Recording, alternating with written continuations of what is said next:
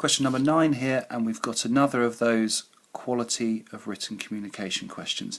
It's really vital, guys, that you lay your working out in the order that you do it, and it's very clear to the examiner, so hopefully he's going to be able to give you marks along the way leading to that final answer.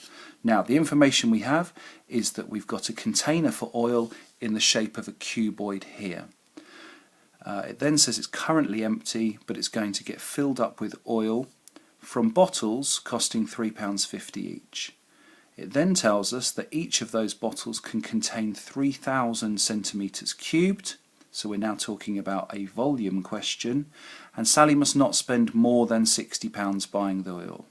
So, step 1, we need to work out the volume of the container for the oil, so then we can go on to work out how many bottles Sally needs to buy.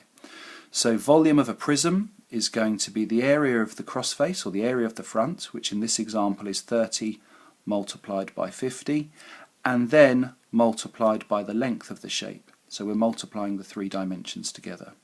So let's have a look at 30 multiplied by 50. 3 times 5 is 15, and a 0 and a 0.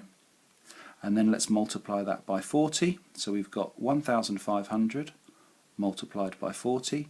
So 15 times 4 is 60. 2 zeros here and 1 here. So we have a total for our container of 60,000 centimetres cubed.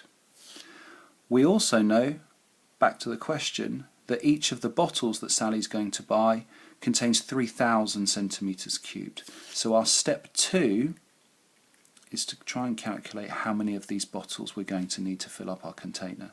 So the calculation is 60,000 divided by 3,000. How many 3,000s fits into 60,000? The first thing I'm going to do is I'm going to cancel out these 3 zeros with these 3 zeros.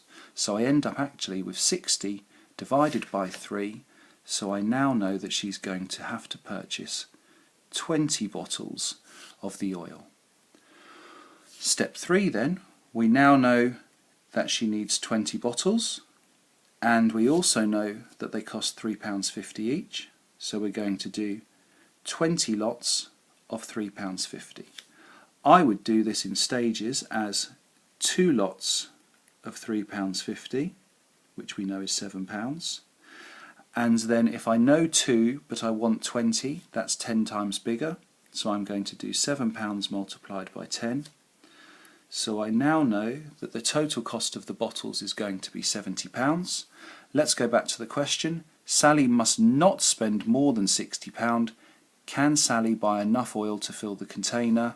The answer is no. We can see from all of the calculations that we can support our answer, but a really good answer that the examiners would be pleased to see is an explanation here. So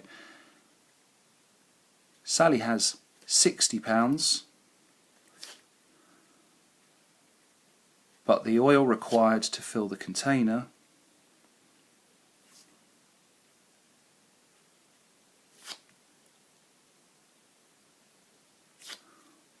would cost 70. Nice and neat, and in a way that the examiner can follow your working out in terms of awarding you the quality of written communication marks.